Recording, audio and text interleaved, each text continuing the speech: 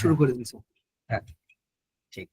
তো আমরা যেখানে ছিলাম সেটা হলো যে লক্ষণের লক্ষণ কি, লক্ষণের প্রথমত দেখেছিলাম যে লক্ষণের দোষ কোনগুলো, অব্যাপ্তি, অতিব্যাপ্তি এবং অসম্ভব, এই 3 প্রকার হচ্ছে লক্ষণের দোষ। সেই দোষগুলোর দূষকতা বীজ কি অ্যাকচুয়ালি সেটা আমরা দেখেছি। আর সেই 3 প্রকার দোষ রহিত যে ধর্ম তাকেই আমরা অসাধারণ ধর্ম বা লক্ষণ বলি। অ্যাকচুয়ালি অসাধারণ ধর্ম বা লক্ষণের ন্যায়সম্মত একটি পরিভাষা আমরা দেখেছি, সেটা হলো লক্ষ্যতাবচ্ছেদক সমনীয়তত্ত্বম, এইটা। এবং এই লক্ষ্যতাবচ্ছেদক সমনীয়তত্ত্বম, এই যে লক্ষণের এই যে লক্ষণ, যারা কেবলমাত্র ব্যবর্তককেই লক্ষণ বলে, ব্যাবৃত্তিকে মানে ব্যবহারের উপায় যে ব্যাবৃত্তি এবং অভিধেয়ত্ব প্রভৃতি তাদেরকে লক্ষণ বলেন না, তাদের মতে কিন্তু এই লক্ষ্যতাবচ্ছেদক সমনীয়তত্ত্ব এই যে লক্ষণটা সেটা ব্যাবৃত্তিতে অতিব্যাপ্তি হয়ে যায় এবং অভিধেয়ত্ব প্রভৃতিতে অতিব্যাপ্তি হয়ে যায়। তাই জন্য তাদের মতে ব্যাবৃত্তি ভিন্নত্বে সতি, অভিধেয়ত্ব আদি ভিন্নত্বে সতি এইসব নিবেশ করতে হবে। যারা ব্যবহারৌপৈক্য লক্ষণ বলেন, মানে ব্যবহারকেও লক্ষণের প্রয়োজন বলে বলেন, তাদের মতে সেই বিশেষণ দিতে হবে না, কারণ তাদের মতে ব্যাবৃত্তিও লক্ষণ আর অভিধেয়ত্ব প্রভৃতিও পদার্থের লক্ষণ, তাই তাদের মতে আর সেই বিশেষণ নিবেশের কোনো দরকার নেই। এই পর্যন্ত আমরা পড়েছিলাম। তো এখন আমরা অব্যাপ্তি, অধিব্যাপ্তি, অসম্ভব কি তা জেনে গেছি। এরপরে তিনি প্রথমে যে বলেছিলেন যে দ্রব্যত্ব জাতিমত্বম গুণবত্বম বা দ্রব্য সামান্য লক্ষণম, সেই যে কথা তিনি বলেছিলেন সেইটা এখন ঘুরে আবার সেইখানে আসছেন, যে এই যে গুণবত্বম কথাটা বলা হয়েছিল, দ্রব্যের সামান্য লক্ষণ কি করা হয়েছিল, গুণবত্বম। তিনি একটা প্রশ্ন করছেন যে দেখুন এই গুণবত্বম দ্রব্য সামান্য লক্ষণম এটা হতে পারে না। পূর্বপক্ষী রূপে প্রশ্ন তুলছেন, ননু গুণবত্বম ন দ্রব্য সামান্য লক্ষণম। গুণবত্বম মানে গুণ থাকা, কোন সম্বন্ধে, সমবায় সম্বন্ধে। সমবায় সম্বন্ধে গুণ থাকা বা গুণ বিশিষ্টত্ব, এইটা দ্রব্যের সামান্য লক্ষণ হতে পারে না। দ্রব্যের সামান্য লক্ষণ মানে কি, যে 9টি দ্রব্যেই যে লক্ষণটা যাবে সেটাই তো দ্রব্যের সামান্য লক্ষণ। সামান্য মানে সাধারণ। এখন এই লক্ষণটা সমস্ত দ্রব্যে যেতে পারে না। কেন যেতে পারে না? দুটো স্থল এরকম দেখাচ্ছেন যেখানে এই লক্ষণটার সমস্যা রয়েছে। কি সমস্যা? প্রথমে বলছেন আদ্য ক্ষণাবচ্ছিন্ন ঘটে অব্যাপ্তে, আদ্য ক্ষণাবচ্ছিন্ন ঘটে অব্যাপ্তে। এখানে আসুন, এখানে উনি বলছেন যে এই লক্ষণটা গুণবত্বম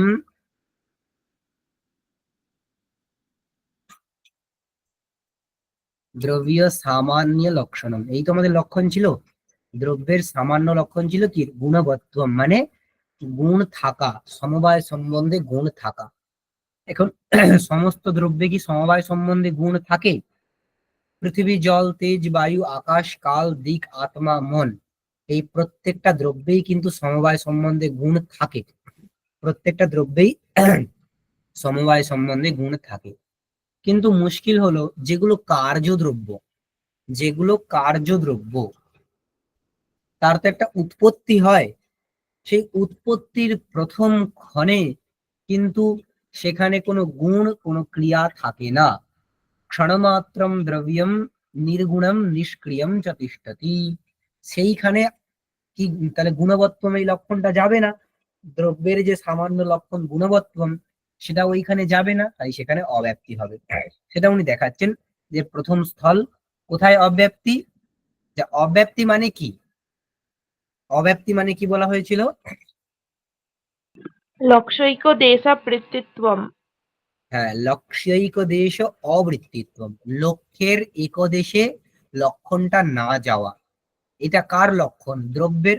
তাহলে এখানে লক্ষ্য কে? দ্রব্য। দ্রব্য।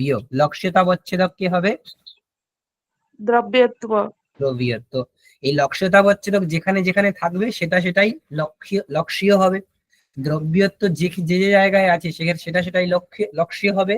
দ্রব্যত্ব সকল দ্রব্যে আছে, তাই সকল দ্রব্যই এই লক্ষণের লক্ষ্য। কিন্তু আদ্যক সনাবচ্ছিন্ন যে দ্রব্য, আদ্যক সনাবচ্ছিন্ন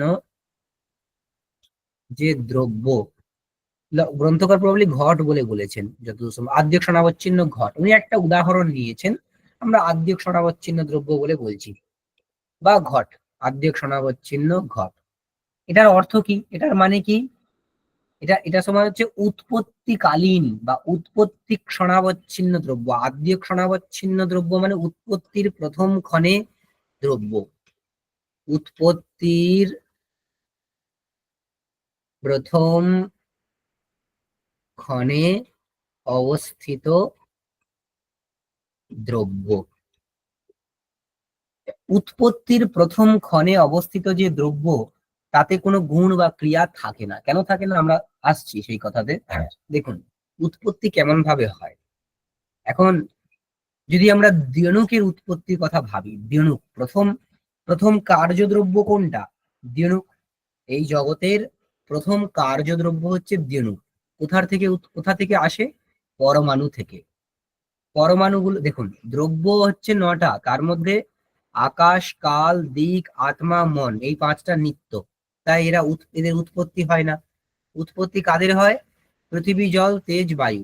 তাও তাদের আবার পরমাণুগুলো নিত্য। কেবল দ্যনুক থেকে বাকি যেগুলো রয়েছে, পার্থিব দ্যনুক, জলীয় দ্যনুক, আর তৈজস দ্যনুক এবং বায়বীয় দ্যনুক, সেখান থেকে বাকিগুলো সব উৎপন্ন। ঠিক আছে, তো প্রথম উৎপন্ন দ্রব্য হচ্ছে দ্যনুক। কিভাবে উৎপন্ন হয়? কিভাবে হয়? পরমাণু থেকে। প্রথম কথা, পরমাণুগুলোতে ক্রিয়া উৎপন্ন হয়, প্রথম ক্ষণে ক্রিয়া উৎপন্ন হয়। প্রথমে হচ্ছে পরমাণু দ্বয়ে ক্রিয়া। সেই ক্রিয়া উৎপন্ন, দেখুন এখানে একটা পার্থিব পরমাণু ছিল, আর এখানে একটা পার্থিব পরমাণু ছিল। তো এদের মধ্যে ক্রিয়া উৎপন্ন হলো, এর মধ্যেও ক্রিয়া হলো, এর মধ্যেও ক্রিয়া হলো। ক্রিয়ার ফলে কি হয়? এইগুলোর মধ্যে বিভাগ উৎপন্ন হয়। তাহলে পরমাণু দ্বয়ে ক্রিয়া, তারপর বিভাগ। বিভাগ বিভাগ হওয়ার পরে কি হয়? এরা পূর্বে যে যে জায়গাতে ছিল, সেই সেই জায়গাতে এদের সংযোগ ছিল, সেই সংযোগের নাশ ঘটে। তাহলে বিভাগ থেকে পূর্ব সংযোগ নাশ, পূর্ব সংযোগ নাশ। পরমাণু দ্বয়ে ক্রিয়া, ক্রিয়ার পর বিভাগ, বিভাগ থেকে পূর্ব সংযোগের নাশ। পূর্ব সংযোগের নাশ হওয়ার পর এখান থেকে গিয়ে কোথায় মেলে? এরা একসাথে এসে মেলার, তার মানে কি হয়? উত্তর সংযোগ উৎপত্তি, মানে আবার একটা সংযোগ উৎপন্ন হয়, সেটাকে বলে উত্তর সংযোগ। উত্তর সংযোগোৎপত্তি, উত্তর সংযোগের উৎপত্তি হলো, তার ফলে দ্যনুকের উৎপত্তি, দ্যনুকোৎপত্তি। সেখান থেকে দ্যনুকের উৎপত্তি হয়। ঠিক আছে, এইভাবে একটা দ্যনুক উৎপন্ন হয়। ঠিক এই ঘটনাটাই আমরা যদি ঘটের ক্ষেত্রে লাগাই, ঘটের ক্ষেত্রে ঘটের সমবায়ী কারণ কে হবে? ঘটের সমবায়ী কারণ কে?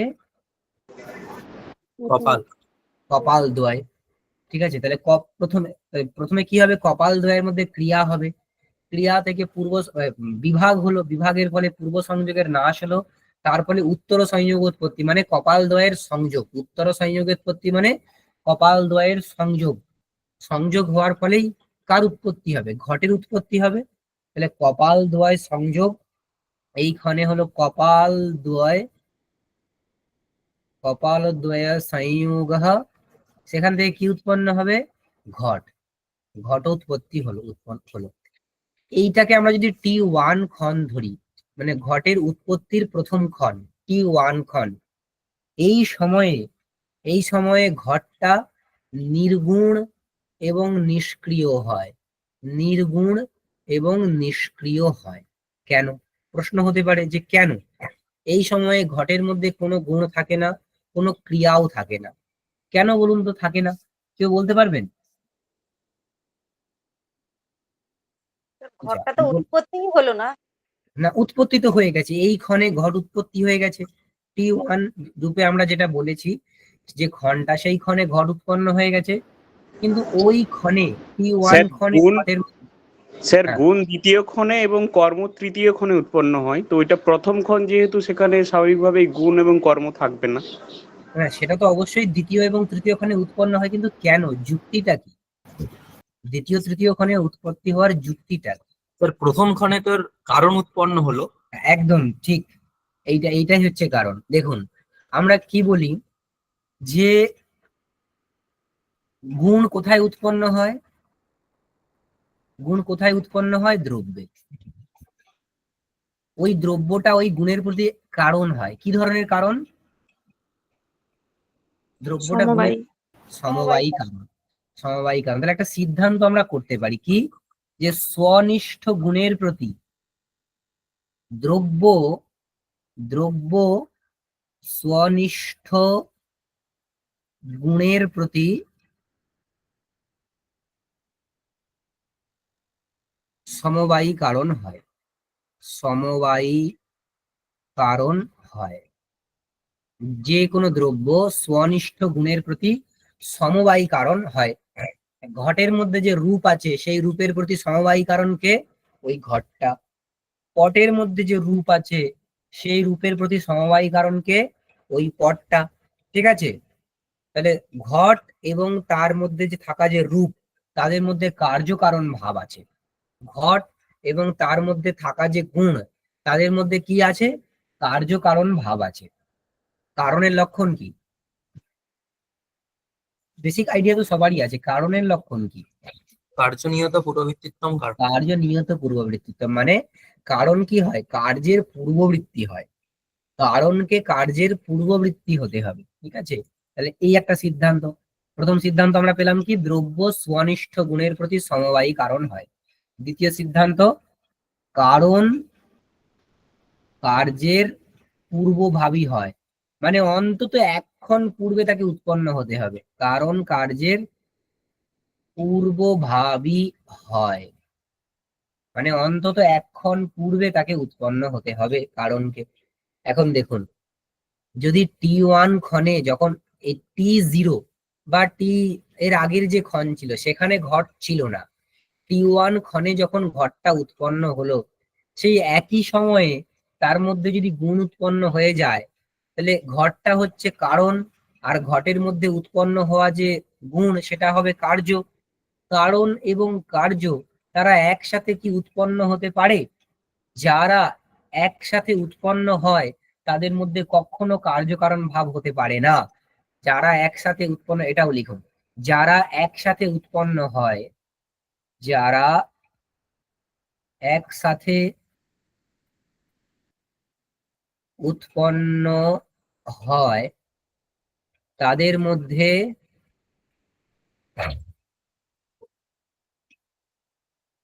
কখনো কার্যকারণ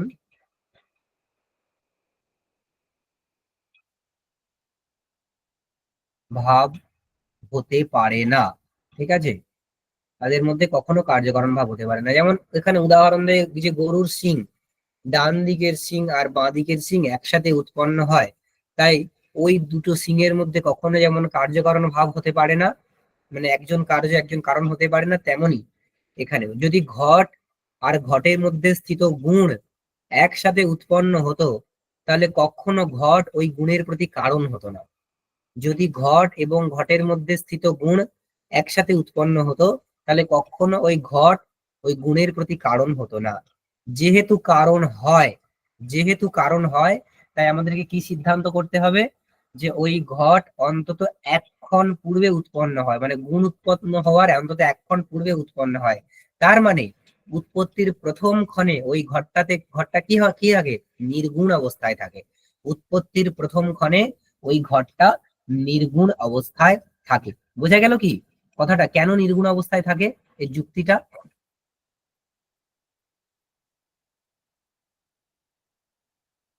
হ্যাঁ। ঠিক আছে, তাহলে T1 ক্ষণে যখন ঘট উৎপন্ন হলো, সেইখানে গুণ থাকবে কি থাকবে না?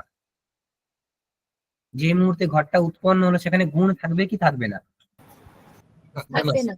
থাকবে না। এর পরবর্তী ক্ষণে গিয়ে গুণ থাকবে না। উৎপন্ন হতে, হ্যাঁ, এর পরবর্তী ক্ষণে গিয়ে সেখানে গুণ উৎপন্ন হতে পারে। এই জন্য বলা হয় ক্ষণমাত্রম এবং এটা সমস্ত দ্রব্যের ক্ষেত্রে মানে এই রুলটা অ্যাপ্লিকেবল হবে। যে কোনো কার্যদ্রব্য যেটাই উৎপন্ন হয় সে তার উৎপত্তির প্রথম ক্ষণে কিন্তু নির্গুণ অবস্থাতেই থাকে। তাই বলা হচ্ছে ক্ষণমাত্রম দ্রব্যম নির্গুণম নিষ্ক্রিয়ম চ তিষ্ঠতি, নিষ্ক্রিয়ম চ তিষ্ঠতি, মানে প্রথম ক্ষণে উৎপত্তির প্রথম ক্ষণে দ্রব্য নির্গুণ এবং নিষ্ক্রিয় অবস্থাতে থাকে। ঠিক আছে, তার মানে এই সময়কার যে ঘট T1 ক্ষণের যে ঘট, এটা কেমন দ্রব্য? নির্গুণ দ্রব্য। এটা নির্গুণ দ্রব্য। আচ্ছা, এই ঘটের মধ্যে ঘটত্ব আছে কিনা?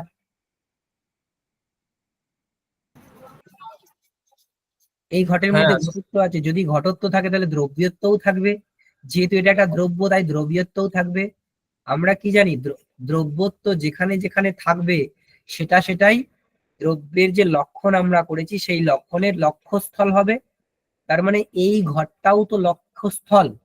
গুণবত্তম দ্রব্য সামান্য লক্ষণম, এই লক্ষণের লক্ষ্যস্থল এই ঘটটাও হবে। কিন্তু এই ঘটেতে সেই লক্ষণটা কি যাচ্ছে? না। যাচ্ছে না, কারণ এটা এখানে গুণবত্তম এটা নেই, এখানে গুণবিশিষ্টত্ব কথাটা যায় না, গুণবত্তম এটা নেই, তাই যাচ্ছে না। মানে কোন দোষ হলো এখানে? ওই লক্ষণটির কোন দোষ হলো? অব্যাপ্তি। ব্যাপ্তি দোষ। অব্যাপ্তি দোষ হলো। অতএব অব্যাপ্তি, অতএব অব্যাপ্তি। দেখুন পুরো স্টোরিটা বোঝা গেল কিনা। ইনি বলছেন যে গুণবত্তম দ্রব্য সামান্য লক্ষণম, এইটা এই যে লক্ষণ দ্রব্যের, এই যে লক্ষণ, এটার একটি জায়গায় অব্যাপ্তি হয়। কোন জায়গায়? না, আদ্যক্ষণাবচ্ছিন্ন ঘট, ঘট বা পট যা কিছু আপনি নিন, যে কোনো দ্রব্য নিলেই হবে।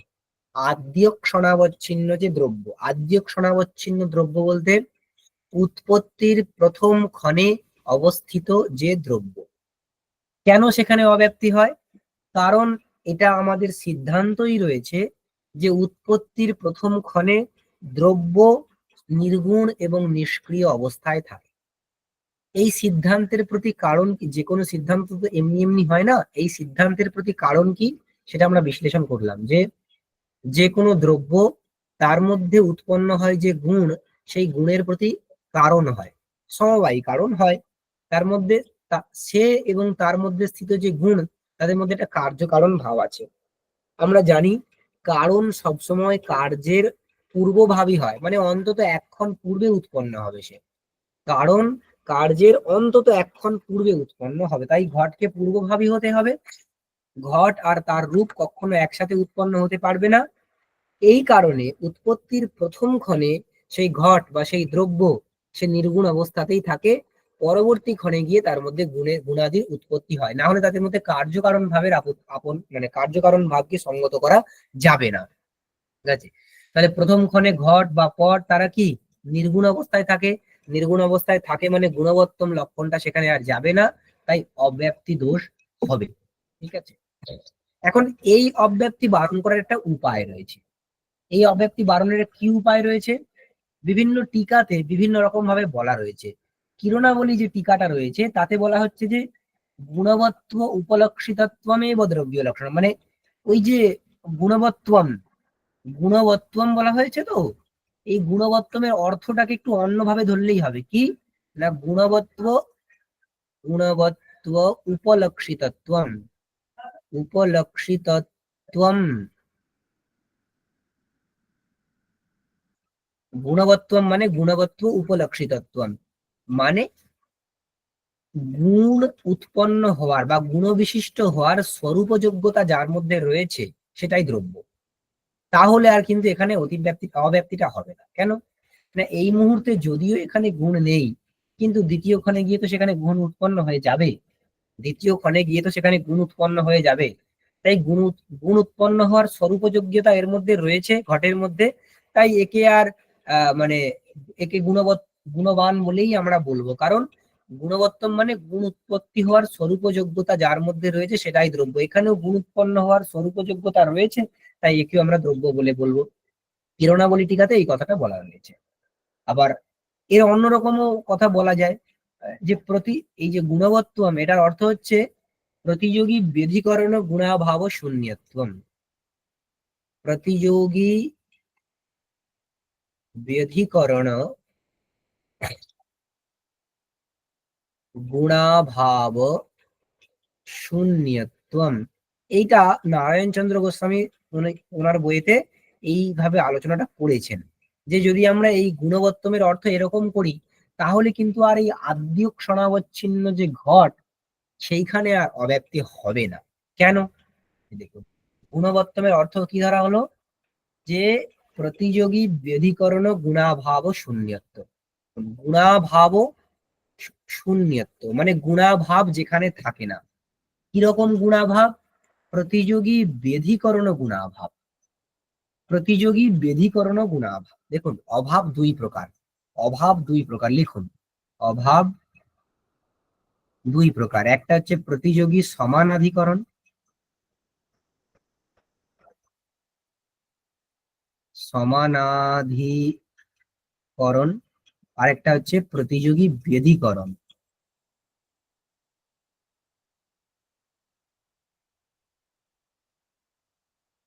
ঠিক আছে?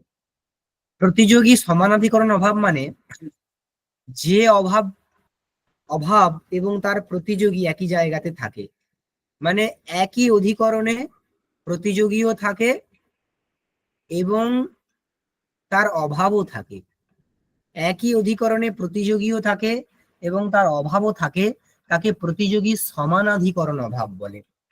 একই অধিকরণে যখন প্রতিযোগীও থাকে এবং প্রতিযোগীর অভাবও থাকে, তাকে প্রতিযোগী সমানাধিকরণ অভাব বলে। যেমন ধরুন, যদি একটা বৃক্ষে কপি সংযোগ মানে ওই বানরের সংযোগ আর কি, কপি সংযোগ থাকে, তখন সেই বৃক্ষেই কপি সংযোগের অভাবও থাকে।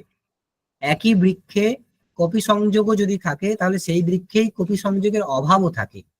তাহলে এক্ষেত্রে কপি সংযোগাভাবকে বৃক্ষে কপি সংযোগাভাব, বৃক্ষে কপি সংযোগাভাব, এই অভাবটাকে আমরা কি ধরনের অভাব বলবো?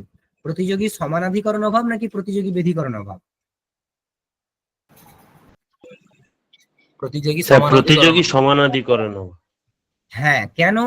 কারণ যে অধিকরণে কপি সংযোগ থাকে সেই অধিকরণেই কপি সংযোগের অভাবও থাকতে পারে। এই অভাবের প্রতিযোগী কে?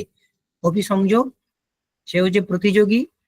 কপি সংযোগ এবং কপি সংযোগের অভাব তারা একই জায়গাতে থাকতে পারে, তাই এই অভাবটা হয়ে যাবে প্রতিযোগী সমানাধিকরণ অভাব। কিন্তু প্রতিযোগী ব্যধিকরণ অভাব মানে কি? যেখানে কেবল অভাবটাই থাকে, তার প্রতিযোগী থাকতে পারে না। যেখানে কেবল অভাবটাই থাকে, ঠিক আছে, প্রতিযোগী থাকে না, তাকে প্রতিযোগী ব্যধিকরণ অভাব বলে। যেমন আমরা যদি বলি ভূতলে ঘটাভাব, ভূতলে ঘটাভাব তখনই থাকবে যদি ভূতলে ঘট না থাকে। ভূতলে ভূতলে ঘটাভাব, ঘটাভাবের প্রতিযোগী কে? ঘট। ঘট। এই একটা ভূতলে ঘটাভাব তখনই থাকবে যদি প্রতিযোগী ঘট না থাকে। তাহলে এই ঘটাভাব কেমন অভাব হবে? প্রতিযোগী সমানাধিকরণ নাকি প্রতিযোগী ব্যধিকরণ? ব্যধিকরণ। প্রতিযোগী ব্যধিকরণ। ঠিক আছে, তাহলে দেখুন এই দুই ধরনের স্যার অভাব। এটা আরেকবার বলুন। আবার বলবো, হ্যাঁ, এই জায়গাটায় এই প্রতিযোগী ব্যধিকরণ। প্রতিযোগী প্রতিযোগী ব্যধিকরণ অভাব মানে যখন অধিকরণে, একটি অধিকরণে কেবল অভাবটাই থাকে, প্রতিযোগী থাকে না। যখন একটি অধিকরণে কেবল অভাবটিই থাকে, প্রতিযোগী থাকতে পারে না, সেই অভাবের প্রতিযোগী থাকতে পারে না, তাকে প্রতিযোগী ব্যধিকরণ অভাব বলে। যেমন আপনি বলুন, একটা টেবিল, সেখানে যদি ঘট থাকে, আপনি কি কখনো বলবেন এখানে ঘটাভাব আছে? না স্যার। বলবেন না। আবার যদি ঘটাভাব থাকে, আপনি কখনো কি বলতে পারেন এখানে ঘট আছে? না না। মানে সেই ক্ষেত্রে ঘট এবং ঘটাভাব পরস্পর কি বিরোধী, মানে থাকলে হয় ঘট থাকবে নয়তো ঘটাভাব থাকবে, মানে হয় প্রতিযোগী থাকবে নয়তো অভাব থাকবে। তাহলে এই অভাবটা কেমন? প্রতিযোগীর বিরোধী। এই অভাবটা হচ্ছে প্রতিযোগীর বিরোধী, মানে এই অভাবটা যদি থাকে তাহলে তার প্রতিযোগী কখনো থাকতে পারবে না।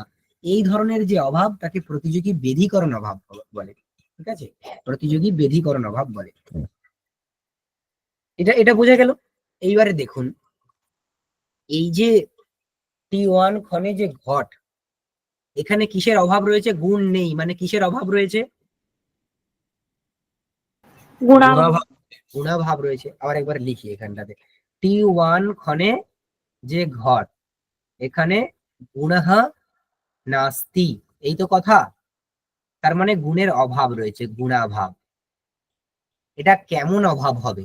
প্রতিযোগী সমানাধিকরণ নাকি প্রতিযোগী বেধিকরণ, এটা আমাদেরকে দেখতে হবে। দেখুন, T2 ক্ষণে ঘটের মধ্যে কি উৎপন্ন হয়ে যায়? গুণ উৎপন্ন হয়ে যায়।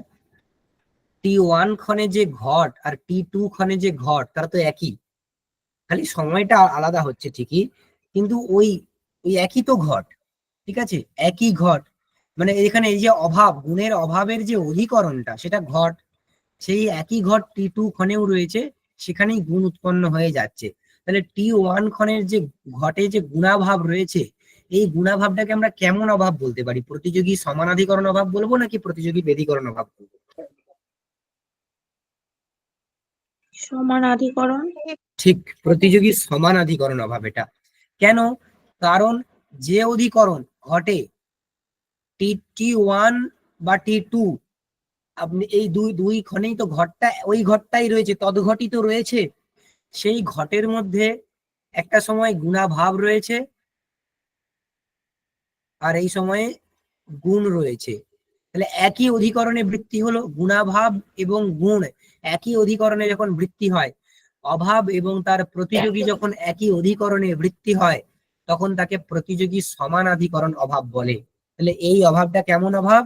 প্রতিযোগী সমানাধিকরণ অভাব। প্রতিযোগী সমানাধিকরণ অভাব। তার মানে কি? যেটা প্রতিযোগী সমানাধিকরণ অভাব, সেটা প্রতিযোগী বেধিকরণ অভাব হতে পারে না। তার মানে এই অভাবটা প্রতিযোগী বেধিকরণ অভাব নয়, প্রতিযোগী বেধিকরণ গুণাভাব নয়। তাই উনি লক্ষণটা করলেন যে প্রতিযোগী বেধিকরণ গুণাভাব শূন্যত্বম, মানে প্রতিযোগী বেধিকরণ গুণাভাব যেখানে থাকে না, তাকেই আমরা দ্রব্য বলে বলবো। তার মানে কি? দ্রব্যে প্রতিযোগী সমানাধিকরণ গুণাভাব থাকলেও কোনো ক্ষতি নেই, প্রতিযোগী সমানাধিকরণ গুণাভাব থাকলেও কোনো ক্ষতি নেই, কিন্তু প্রতিযোগী বেধিকরণ গুণাভাব যেন না থাকে। এখানে প্রতিযোগী বেধিকরণ গুণাভাব আমরা কখনোই পাবো না, কারণ এখানে গুণ তো পরবর্তীক্ষণে উৎপন্ন হবেই হবে, নির্গুণ দ্রব্য তো হবে না, পরবর্তীক্ষণে গুণ উৎপন্ন হবেই হবে। তাই প্রতিযোগী বেধিকরণ গুণাভাব ও শূন্যত্ব এখানে থাকলো, তাই আর কোনো অব্যক্তি হবে না। ঠিক আছে, এইভাবে একটা সমাধান দেওয়া যায়। যে এই বেসিক্যালি এইটার জন্য উনি প্রথমে বলছেন যে গুণবত্তম দ্রব্য সামান্য লক্ষণম দিয়ে 1 নম্বর আপত্তি দেখিয়েছেন এইটা, যে আদ্যক সনাবচ্ছিন্ন ঘটে অব্যক্তি। এখন এই অব্যক্তিটার বারণ যেহেতু ওইভাবে দেখানো যায়, তাই উনি আবার অন্য একটা অব্যক্তির কথা বলেছেন। দেখুন, আদারওয়াইজ এটা বলার কোনো যুক্তি ছিল না, যেহেতু প্রথমে যেটা বলেছেন সেটার খণ্ডন বা সেটার সঙ্গতি অন্যভাবে দেখিয়ে দেওয়া যায়, তাই তিনি দ্বিতীয় কথাটা আবার বললেন। যে ঠিক আছে, তাহলে পুরোটা বোঝা গেল কি? তো গুণবত্তম দ্রব্য সামান্য লক্ষণম, সেটার অব্যাপ্তি হয় কোথায়? আদ্যক সনাবচ্ছিন্ন ঘটে। এখন অব্যাপ্তিটার বারণ উত্তরপক্ষে কিভাবে করে দিলেন না, গুণবত্ত এই শব্দটার, এই পদটার একরকম অন্যরকম অর্থ করে। কিরকম অর্থ করেছেন? কিরণাবলী টিকাতে একরকম অর্থ করেন, তিনি বলেছেন গুণবত্ত উপলক্ষিতত্বম, আর অন্যান্যরা অনেক জায়গাতে অর্থ করেছেন প্রতিযোগী বেধিকরণ গুণাভাব শূন্যত্বম। এরকম বললেই কিন্তু ওইখানে অব্যাপ্তিটা বাড়িত হয়ে যায়। ঠিক আছে, এটুকু বোঝা গেল কি? কারো কোনো কনফিউশন আছে এখানে? না। ঠিক আছে, তখন বলছেন যে আচ্ছা ঠিক আছে, উৎপত্তির প্রথম ক্ষণে যে ঘর, তাতে না হয় অব্যাপ্তি হলো না, কিন্তু উৎপন্ন বিনষ্ট দ্রব্যে অব্যাপ্তি হয়ে গেল। কেন? যে দ্রব্যটা উৎপন্ন বিনষ্ট, মানে ওই প্রতিযোগী বেধিকরণ গুণাভাব শূন্যত্বম, এই কথাটা যদি আমরা বলি, গুণবত্ত শব্দের ওইরূপ অর্থ যদি আমরা করি, তথাপি কোথায় অব্যক্তি হবে না? উৎপন্ন বিনষ্ট দ্রব্যে। উৎপন্ন বিনষ্ট দ্রব্য। উৎপন্ন বিনষ্ট দ্রব্য বলতে উৎপত্তির পরক্ষণেই যার নাশ হয়ে যায়, সে হচ্ছে উৎপন্ন বিনষ্ট দ্রব্য। উৎপত্তির পরক্ষণেই যার নাশ হয়ে যায়, সে হলো উৎপন্ন বিনষ্ট দ্রব্য। ঠিক আছে, ধরুন T1 ক্ষণে একটা ঘট উৎপন্ন হলো। এই ঘটের মধ্যে কি রয়েছে? গুণাভাব রয়েছে। T2 ক্ষণে সেই ঘটটা নষ্ট হয়ে গেল। T2 ক্ষণে সেই ঘরটা নষ্ট হয়ে গেল। যদি T2 ক্ষণে ঘরটা নষ্ট হয়ে যায়, এখানে কি গুণ উৎপন্ন হতে পারবে? না। যদি ঘরটাই না থাকে আর সেখানে গুণ উৎপন্ন হবে কি করে? গুণ উৎপন্ন হলো না। তাহলে এই ক্ষেত্রে এই যে গুণাভাব, এটা প্রতিযোগী সমানাধিকরণ হলো কি প্রতিযোগী বেধীকরণ হলো? প্রতিযোগী ঠিক, এটা এই ক্ষেত্রে প্রতিযোগী বেধীকরণ হয়ে গেল। কেন? কারণ এই বিকৃত গুণাভাব আর গুণ তারা তো একই সাথে থাকতে পারলো না, তাই না? এই গুণাভাব আর গুণ তারা তো একই সাথে থাকতে পারলো না, কারণ T2 ক্ষণে ঘরটা নষ্ট হয়ে গেছে। তাই T1 ক্ষণে এখানে অধিকরণটাকে ঘট, সেই ঘরটা তো T2 ক্ষণে নষ্ট হয়ে গেছে, তার মানে সেখানে গুণ উৎপন্ন হতেই পারেনি। তার মানে ওখানে অধিকরণে কেবলমাত্র গুণাভাব ই রয়েছে, গুণ নেই। তাহলে এই রকম যে দ্রব্য, এই ক্ষেত্রে যে দ্রব্যটা হলো যে উৎপন্ন বিনষ্ট দ্রব্য, সেখানে প্রতিযোগী বেধীকরণ ও গুণাভাব ও শূন্যত্ব এই লক্ষণটা যাবে কি যাবে না? যাবে না। যাবে না, কারণ প্রতিযোগী বেধীকরণ গুণাভাব এখানে রয়ে যাচ্ছে। প্রতিযোগী বেধীকরণ গুণাভাব এখানে রয়ে যাচ্ছে, তাই গুণাভাব ও শূন্যত্ব এখানে গেল না। তাই জন্য এইখানে কিন্তু অব্যাপ্তি হয়ে যাবে। ঠিক আছে, গুণবত্তম এই লক্ষণটার যে মানে প্রতিযোগী বেধীকরণ ও গুণাভাব ও শূন্যত্ব এরূপ অর্থ ধরলেও এইখানে অব্যাপ্তি হয়ে যাবে। তাহলে পুরো টেকনিকটা কি? গুণবত্তম শব্দের অর্থ ধরেছি প্রতিযোগী বেধীকরণ ও গুণাভাব ও শূন্যত্ব। তার দ্বারা আদ্য ক্ষণাবচ্ছিন্ন ঘটে অব্যাপ্তি বাড়িত হলেও কোথায় অব্যাপ্তি রয়ে যাবে?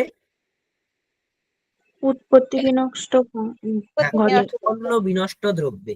উৎপন্ন বিনষ্ট দ্রব্যে মানে উৎপত্তির পরক্ষণেই যে দ্রব্যটা নষ্ট হয়ে যায় তাকে উৎপন্ন বিনষ্ট দ্রব্য বলে।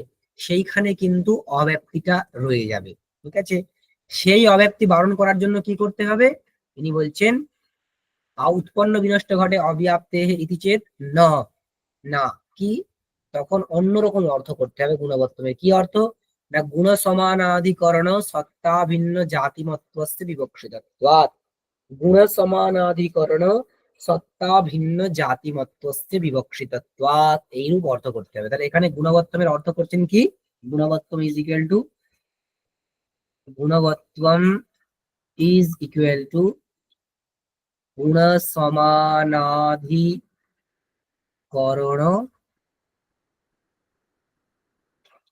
সত্তা ভিন্ন জাতিমত্বম, এইরূপ অর্থ করেছেন। গুণ সমানাধিকরণ সত্তা মানে কি? গুণ সমানাধিকরণ সত্তা মানে দেখুন, ঘট সমানাধিকরণ পট মানে কি? যে অধিকরণে ঘট রয়েছে সেই অধিকরণেই পট রয়েছে। একই অধিকরণে যখন ঘট এবং পট থাকে, কারণ এই একটা টেবিল, এর মধ্যে ঘটও রয়েছে, এর মধ্যে পটও রয়েছে, তাহলে ঘট এবং পটের অধিকরণ কি হলো? সমান হলো, এক হলো।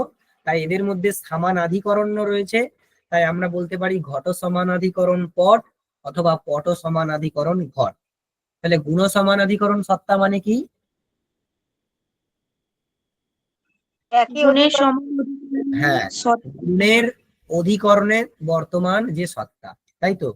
গুণের অধিকরণে বর্তমান, গুণ সমানাধিকরণ সত্তা মানে গুণের অধিকরণে অধিকরণে বর্তমান সত্তা।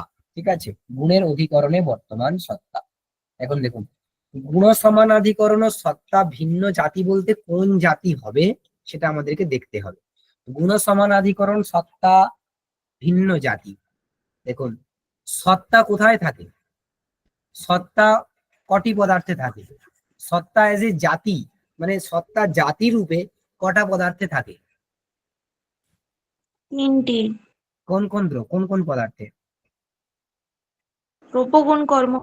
ঠিক, দ্রব্য,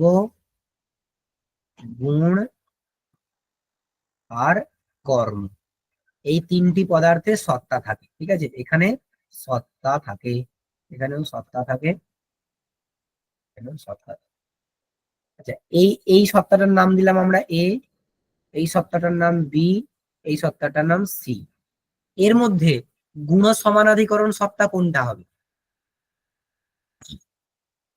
আচ্ছা, প্রথমে বলি, এই দ্রব্যে গুণ থাকে কি থাকে না? দ্রব্যে গুণ থাকে কি থাকে না? থাকে থাকে গুণে গুণ থাকে কি থাকে না?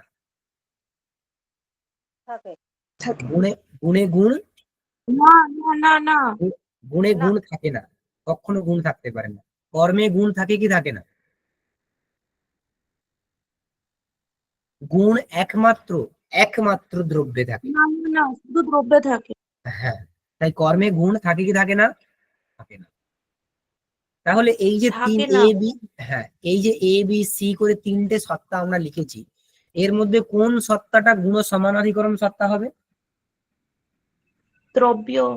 দ্রব্য। দ্রব্য গুণ সমানাধিকরণ সত্তা হলো দ্রব্যনিষ্ঠ যে সত্তা, গুণ সমানাধিকরণ সত্তা হলো দ্রব্যনিষ্ঠ যে সত্তা।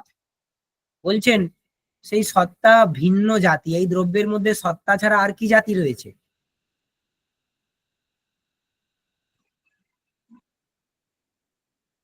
দ্রব্যের মধ্যে সত্তা ছাড়া আর কোন জাতি থাকে? দ্রব্যত্ব থাকে না? গুণত্ব গুণত্ব দ্রব্যের মধ্যে কখনো গুণত্ব থাকে?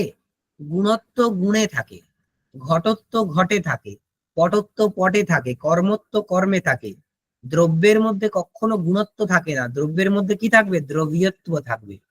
দ্রব্যত্ব, দ্রব্যের মধ্যে দ্রব্যত্ব থাকবে, গুণের মধ্যে গুণত্ব থাকবে, ঠিক আছে, কর্মের মধ্যে কর্মত্ব থাকবে, ঠিক আছে।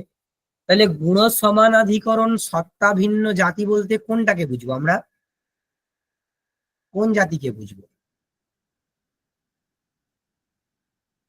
বোঝা যাচ্ছে নাকি?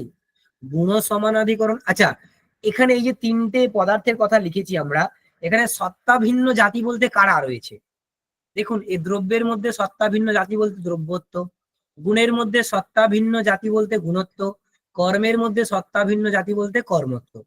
কিন্তু গুণ সমানাধিকরণ যে সত্তা, তদ্ভিন্ন জাতি কোনটা হবে? গুণত্ব হবে কি?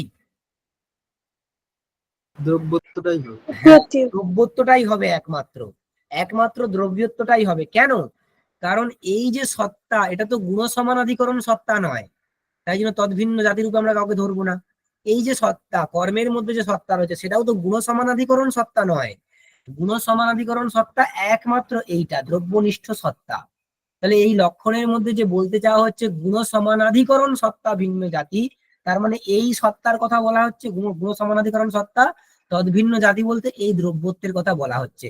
তাহলে গুণ সমানাধিকরণ ও সত্তা ভিন্ন জাতি বলতে কোন জাতিকে পাচ্ছি আমরা? আমরা আলটিমেটলি কোথায় এসে পৌঁছালাম? সেই দ্রব্যত্ব জাতিতেই পৌঁছালাম, সেই দ্রব্যত্ব জাতিতেই পৌঁছালাম। তার মানে গুণবর্তন, এই যে লক্ষণটা, এটাকে যতই আমরা চেহারা বদল করে লিখি, গুণ সমানাধিকরণ ও সত্তা ভিন্ন জাতিমত্তম, অ্যাকচুয়ালি প্রথমে যে ছিল দ্রব্যত্ব জাতিমত্তম দ্রব্য সামান্য লক্ষণ, সেটাতেই আমরা পৌঁছে গেলাম। এটাকে নারায়ণ চন্দ্র গোস্বামী বলেছেন দ্রাবিড় প্রাণায়াম। দ্রাবিড় প্রাণায়াম মানে সেই আমরা ডান দিকের নাকটাকে চেপে ধরবো প্রাণায়াম করার সময়, আমরা সেটা সহজ করে চেপে ধরতে পারি একদম সোজাসুজি। দ্রাবিড় মানে দক্ষিণের অধিবাসী, তারা কি করে না, ওই মানে পেছন দিক দিয়ে হাতটাকে ঘুরিয়ে নিয়ে এসে ডান দিকে নাকটাকে চেপে ধরে, সেই নাকটাকে চেপেই ধরলেন, কিন্তু খালি পেছন দিক থেকে ঘুরিয়ে নিয়েছে, এত কিছু দরকার কি ছিল? নারায়ণচন্দ্র গোস্বামী এভাবে এটাকে বলেছেন, মানে এরকম হাস্য করেছেন, যেটা দ্রাবিড় প্রাণায়াম ছাড়া আর কিছু নয়।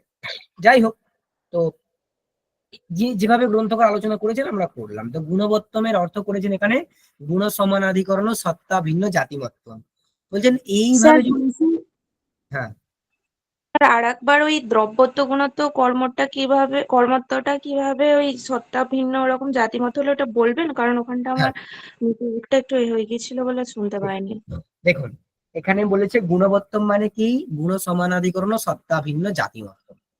গুণ সমানাধিকরণ সত্তা মানে কি? গুণ যে অধিকরণে আছে সেই অধিকরণে বর্তমান যে সত্তা। এখানে সত্তা তিন জায়গাতে থাকে, দ্রব্যে থাকে, গুণে থাকে, কর্মেও থাকে।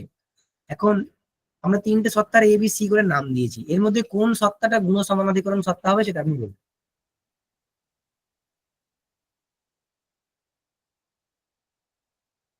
গুণ সমানাধিকরণ সত্তা কোনটা হবে?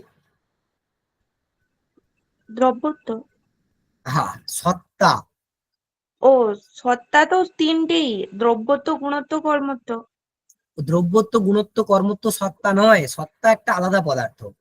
সত্তা একটা আলাদা পদার্থ, সত্তা একটা আলাদা জাতি। সে দ্রব্যেও থাকে, গুণেও থাকে, কর্মেতেও থাকে। এখন দেখুন, দ্রব্যের মধ্যে যে সত্তা থাকে সেটা আলাদা, আমরা তার নাম দিয়েছি এ। আপনি নামটা দেখে বলুন, তার নাম দিয়েছি এ। গুণের মধ্যে যে সত্তা থাকে তার নাম দিয়েছি আমরা বি। কর্মের মধ্যে যে সত্তা থাকে তার নাম দিয়েছি আমরা সি। এখন এই তিন ধরনের যে সত্তা, এর মধ্যে কোন সত্তাটাকে আমরা গুণ সমানাধিকরণ সত্তা বলবো?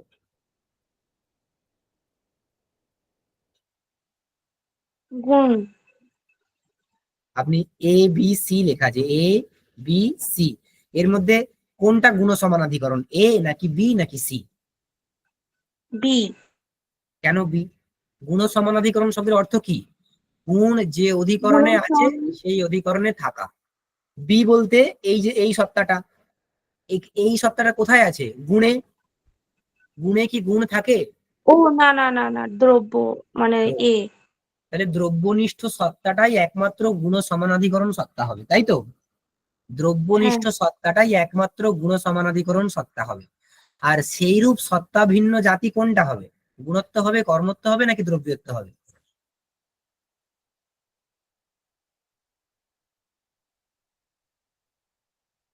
বোঝা যাচ্ছে না? দেখুন, সত্তা ভিন্ন জাতি এখানে তিনটে রয়েছে, দ্রব্যত্ব রয়েছে, গুণত্ব রয়েছে, কর্মত্ব রয়েছে। যদি আমরা কেবল সত্তা ভিন্ন জাতি বলি, তাহলে দ্রব্যত্বকেও পাবো, গুণত্বকেও পাবো, কর্মত্বকেও পাবো। কিন্তু আমরা সত্তাতে একটা আলাদা করে বিশেষণ যোগ করেছি। কি বিশেষণ? গুণ সমানাধিকরণ সত্তা। মানে গুণ যে অধিকরণে আছে সেই অধিকরণে বর্তমান যে সত্তা, সেই সত্তার থেকে ভিন্ন জাতি সেখানে কি রয়েছে, সেটা একমাত্র এইখানে পাবো। তো গুণ একমাত্র কোথায় থাকে? দ্রব্যে থাকে। তাহলে গুণ সমানাধিকরণ সত্তা হলো এই সত্তা, দ্রব্যনিষ্ঠ সত্তা। সেই দ্রব্যের মধ্যে সত্তা ছাড়া আর কোন জাতি থাকে? দ্রব্যত্ব জাতি থাকে। দ্রব্যত্ব জাতি থাকে। তাহলে গুণ সমানাধিকরণ সত্তা ভিন্ন জাতি বলতে আমরা কাকে পাবো? দ্রব্যত্ব। দ্রব্যত্বকে পাবো।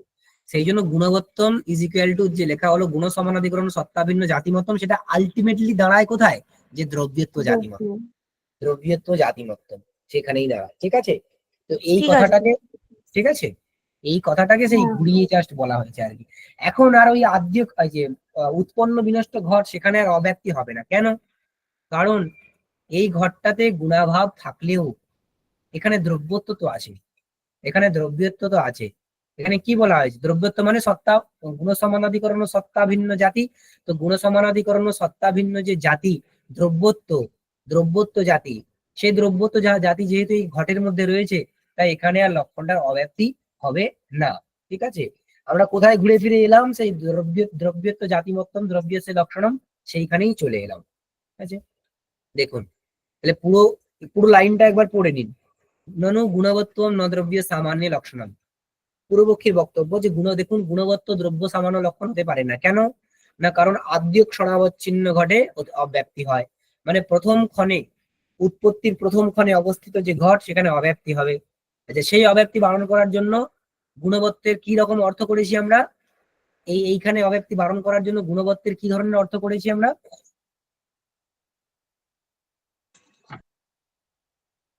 বলুন, কেউ একজন বলুন। স্যার আরেকবার বলুন প্রশ্নটা। এই যে দুটো তো অব্যক্তি স্থল দেখানো হয়েছে, এটা 1 নম্বর, এটা 2 নম্বর। তো 1 নম্বর স্থলে অব্যক্তি বারণ করার জন্য গুণবত্ত শব্দের কেমন অর্থ গ্রহণ করা হয়েছে? গুণবত্ত গুণবত্ত উপলক্ষিতত্ব। হ্যাঁ, গুণবত্ত উপলক্ষিতত্বম, অথবা প্রতিযোগী ব্যাধিকরণ গুণাভাব শূন্যত্ব। ঠিক, প্রতিযোগী ব্যধিকরণ গুণাভাব শূন্যত্বম, এইরূপ অর্থ করা হয়েছে। এইরূপ অর্থ করলে আর ওই প্রথম প্রথম যে স্থলটা, সেখানে অব্যক্তি হয় না। কিন্তু প্রতিযোগী ব্যধিকরণ গুণাভাব শূন্যত্ব এইরূপ অর্থ যদি আমরা করি, তথাপি আরেক এই উৎপন্ন বিনষ্ট ঘটে বা উৎপন্ন বিনষ্ট দ্রব্যে অব্যক্তি হয়ে যায়। সেই উৎপন্ন বিনষ্ট দ্রব্যে অব্যক্তি বারণ করার জন্য গুণবত্ত শব্দের কেমন অর্থ করা হলো? গুণ সমানাধিকরণ সত্তা ভিন্ন জাতিমত্তম। ঠিক, গুণ সমানাধিকরণ সত্তা ভিন্ন জাতিমত্তম, এইরূপ অর্থ করা হলো। ঠিক আছে? সত্তা ভিন্ন, এখানে সত্তা যুক্ত অভিন্ন এরকম। না না, অভিন্ন নয়, সত্তা থেকে ভিন্ন, সত্তা থেকে যেটা ভিন্ন, ভিন্ন মানে আলাদা, সত্তার থেকে আলাদা যে জাতি, ঠিক আছে? দেখুন, সত্তা জাতি আলাদা আর দ্রব্যত্ব জাতি আলাদা। সত্তা জাতি কোথায় থাকে? দ্রব্য গুণ কর্ম তিনটে জায়গাতে থাকে, কিন্তু দ্রব্যত্ব কোথায় থাকে? একমাত্র দ্রব্যে থাকে। তাহলে তারা তো আলাদাই হলো, তাই না? হ্যাঁ স্যার। হ্যাঁ। এই লাইনটা বোঝা গেল তো সবার? হ্যাঁ, বুঝতে এখন পেরেছি। এইখানে একটা আমাদের, ইনি তো বলেছেন, তর্ক সংগ্রহকার তো এই কথাটা বলে দিলেন যে উৎপন্ন বিনষ্ট ঘটে, অব্যাপ্তি হয়। কিন্তু একটু লজিক দিয়ে চিন্তা করতে হবে আমাদের, যে উৎপন্ন বিনষ্ট ঘট বা উৎপন্ন বিনষ্ট দ্রব্য কি আদৌ সম্ভব? উৎপন্ন বিনষ্ট দ্রব্য কি আদৌ সম্ভব? কেন এই কথাটা বলছি? উৎপন্ন বিনষ্ট দ্রব্য মানে উৎপত্তির পরক্ষণে যার নাশ হয়, তাই তো কথা? উৎপত্তির পরক্ষণেই যার নাশ হয় সে হচ্ছে উৎপন্ন বিনষ্ট দ্রব্য, ঠিক? এখন দেখুন, আমরা যদি বলি যা ঘট, একটু ভালো করে মন দিয়ে শুনবেন, ঠিক আছে? ঘট, এই ঘটের সমবায়ী কারণ কে? কপালদ্বয়। কপাল। কপাল হলো সমবায়ী কারণ। সমবায়ী কারণ। অসমবায়ী কারণ কে? কপালদ্বয় সংযোগ। হ্যাঁ, আমরা এমনি সংযোগ লিখে দিচ্ছি, বা কপালোদয়ের সংযোগ, সে হচ্ছে অসমবায়ী। অসমবায়ী, বাকিটা লিখছি না। সে নিমিত্ত কারণ কে? কুম্ভকারাদি। হ্যাঁ, কুম্ভকার আদি, দণ্ডাদি, দণ্ড চক্র কুম্ভকার প্রভৃতি, দণ্ডাদি হলো নিমিত্ত কারণ। এখন একটা দ্রব্য, কার্য দ্রব্য কখন নষ্ট হয় বলুন তো? তার কারণের নাশ হলে। কি ধরনের কারণ? সমবায়ী কারণ বা অসমবায়ী কারণ। সমবায়ী কারণ বা অসমবায়ী কারণের নাশ হলে একটা দ্রব্য নষ্ট হয়। এটা আমরা পরে আসছি। প্রথম কথা, কারণ যারা হবে, এই যে তিনটে কারণ, এই যে তিনটে কারণ, এদেরকে ঘটের পূর্ববর্তী হতে হবে কিনা? কারণ কার্যের নিয়ত পূর্ববর্তী হয়। হ্যাঁ স্যার। কারণ, কারণ হলো কার্যের, একদম পরপর পরপর স্টেপগুলোকে লিখে নিতে হবে। কারণ হলো কার্যের নিয়ত পূর্ববৃত্তি। নিয়ত পূর্ববৃত্তি মানে কার্য হচ্ছে ঘট, ঘট উৎপন্ন হওয়ার পূর্বে কিন্তু এদেরকে থাকতে হবে, ঠিক আছে? কপাল, কপালোদয় সংযোগ, দণ্ডাদি এদেরকে থাকতে হবে।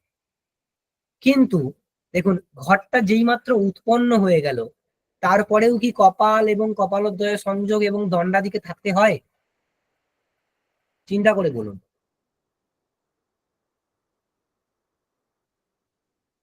স্যার আরেকবার বলুন।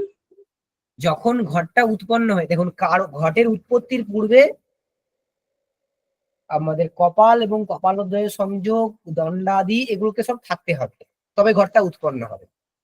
যেই ঘটটা উৎপন্ন হয়ে গেল, তারপরে কি আর এদের প্রয়োজন আছে? কপাল, কপালোদয় সংযোগ আর দণ্ডাদি এদের প্রয়োজন আছে? যে কুম্ভকার ঘটকে উৎপন্ন করছে, সেই কুম্ভকার যদি ঘট উৎপত্তি হওয়ার পর মারা যায়, সেই ঘটের কিছু আসে যাবে? না। কিছু আসে যাবে না। তার মানে একবার কার্য উৎপন্ন হয়ে যাওয়ার পরে নিমিত্ত কারণের আর অপেক্ষা থাকে না। কিন্তু যদি কপালটা নষ্ট হয়ে যায়, ঘরটা থাকবে? না। থাকবে না। যদি কপালোদয়ের সংযোগটা নষ্ট হয়ে যায়, ঘরটা থাকবে? না। না স্যার। থাকবে না। তার মানে সমবায়ী কারণ এবং অসমবায়ী কারণ, এই দুটো কারণ যেমন কার্যের পূর্ববৃত্তি হয়, তেমন কার্য কালবৃত্তিও হবে। মানে কার্যটা যতদিন থাকবে ততদিন এই দুটো কারণও থাকবে। নিমিত্ত কারণ সে থাকুক কি না থাকুক কিচ্ছু যায় আসে না, কিন্তু ঘট উৎপন্ন হওয়ার পর, মানে দ্রব্য উৎপন্ন হওয়ার পর সমবায়ী কারণ এবং অসমবায়ী কারণকে কিন্তু থাকতে হয়, ঠিক আছে? তাই এটা লিখে রাখুন, সমবায়ী কারণ, সমবায়ী কারণ ও অসমবায়ী কারণ কার্যকাল ও বৃত্তিও হয়। কার্যকাল মানে কার্য যতদিন থাকবে আর কি, কার্যকাল ও বৃত্তি ও হয়। সমবায়ী কারণ ও অসমবায়ী কারণ কার্যকাল কাল বৃত্তিও হয়, মানে কার্য যতদিন থাকে এই দুটো কারণকেও কিন্তু থাকতে হবে, ঠিক আছে? বোঝা গেল? আচ্ছা, আমরা আরেকটা কথা কি লিখতে পারি? কার্য উৎপন্ন হয়ে গেলে নিমিত্ত কারণের অপেক্ষা থাকে কি থাকে না? থাকে না। না, থাকে না। এই কথাটা আপনারা লিখে নিন, আমি আর এখানে লিখছি না। যে একবার যদি কার্য উৎপন্ন হয়ে যায় তারপরে কিন্তু নিমিত্ত কারণের অপেক্ষা সেখানে আর থাকে না। তাহলে সমবায়ী কারণ আর অসমবায়ী কারণ এবং নিমিত্ত কারণের মধ্যে এই, বলুন। তাহলে এটা একটু লিখেই দিন। লিখেই দেবো, আচ্ছা। একবার কার্য উৎপন্ন হয়ে গেলে নিমিত্ত কারণের আর অপেক্ষা থাকে না।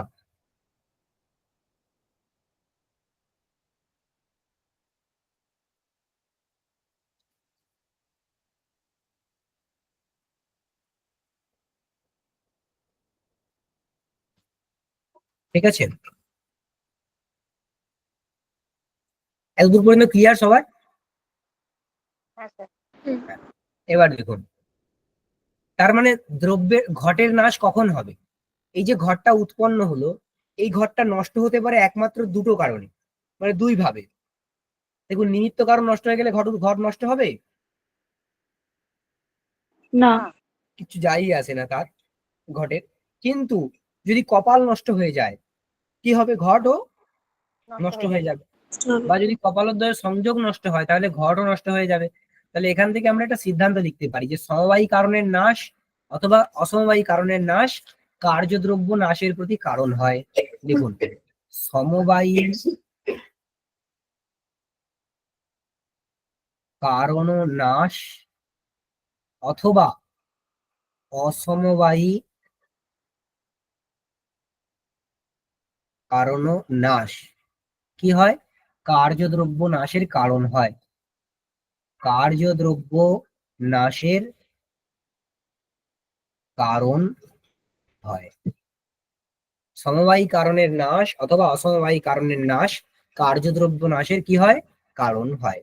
ঠিক আছে, তাহলে এইখানে এই ক্ষেত্রে কার্যটাকে, এই ক্ষেত্রে কার্যটা যদি আমরা বলি দ্রব্যনাশ, দ্রব্যনাশ, তাহলে কারণ কি হবে? সমবায়ী বা অসমবায়ী কারণ নাশ। হ্যাঁ, সমবায়ী কারণ বা অসমবায়ী কারণের নাশ। আমরা এখানে কারণ নাশ বলে লিখছি, আপনারা কিন্তু এই কারণ বলতে সমবায়ী বা অসমবায়ী কারণকে বুঝে নেবেন। এখানে লিখে দিই সমবায়ী বা অসমবায়ী বা অসমবায়ী। সমবায়ী বা অসমবায়ী কারণের নাশ সে হবে কারণ। দ্রব্যনাশ যদি কার্য হয় তার কারণ কি হবে? সমবায়ী কারণ বা অসমবায়ী কারণের নাশ। আমরা কি জানি যে যে কারণ হয় তাকে অন্তত এক্ষণ পূর্ববর্তী হতে হবে, তাই তো? যে কারণ হয় তাকে অন্তত এক্ষণ পূর্ববর্তী হতে হবে, না হলে তাদের মধ্যে কার্যকারণ ভাব হবে না।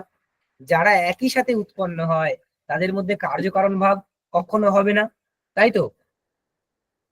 কারণ হতে গেলে তাকে অন্তত এক্ষণ পূর্ববর্তী হতে হবে। তার মানে কারণ নাশ, কারণের যে নাশ সেটা দ্রব্য নাশের অন্তত এক্ষণ পূর্ববর্তী, তাই তো? দ্রব্য নাশের অন্তত এক্ষণ পূর্ববর্তী, আদারওয়াইজ সে কি হবে না, সে কারণ সে দ্রব্য নাশের প্রতি কারণ হবে না। এইবারে এখানে আসুন, অন্নভট্ট কি বলেছিলেন? যে T1 ক্ষণে ঘট উৎপন্ন হলো, T2 ক্ষণে সে কি হয়ে যায়? নষ্ট হয়ে যায়। একেই তো আমরা নাশ, একেই তো আমরা উৎপন্ন বিনষ্ট দ্রব্য বলেছি। কিন্তু এটা সম্ভব নয়। কেন সম্ভব নয়? দেখুন, T1 ক্ষণে যখন ঘট উৎপন্ন হলো, দ্রব্যের উৎপত্তি হলো, এই ক্ষণে সমবায়ী কারণ এবং অসমবায়ী কারণকে প্রয়োজন কি প্রয়োজন না? উৎপত্তি ক্ষণে আমরা দেখেছি কি, যে এখানে দেখেছি কি সমবায়ী কারণ এবং অসমবায়ী কারণ কার্যকাল বৃত্তি হয়। তার মানে উৎপত্তি ক্ষণে সমবায়ী কারণ এবং অসমবায়ী কারণকে প্রয়োজন, তাই তো? সমবায়ী কারণ এবং অসমবায়ী কারণকে প্রয়োজন।